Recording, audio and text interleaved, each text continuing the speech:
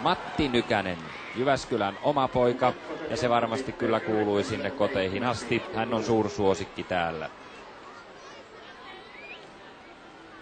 Matti Nykäsellähän on saavutuksia vaikka millä mitalla takanaan. Niitä on ehkä turha tässä yhteydessä nyt kaikkia kerrata, mutta silloin kun hän aloitti 81 voittamalla nuorten maailmanmestaruuden, niin eipä hän juuri suurkilpailusta ole ilman voittoa tullut.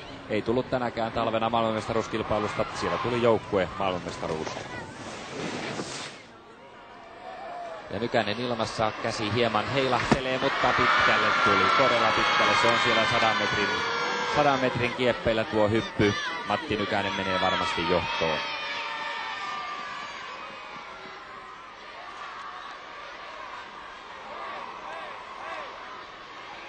Siis 104,5 metriä hän hyppäsi eilen. Se on tämän mäen mäkiennätys.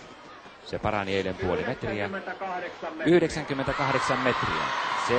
Selvästi pisin hyppy. Matti Nykänen menee ylivoimaiseen johtoon. Ensimmäinen mies, joka ylittää 100 pistettä, 110,2. Ja nyt näytetään jopa 19 pistettä. Juhani Putkonen on tuomari, joka antaa tästä 19 pistettä. Ja tuo Matin alastulohan oli kerrassaan mainio Kyllä. näyttö Telemark alastulosta.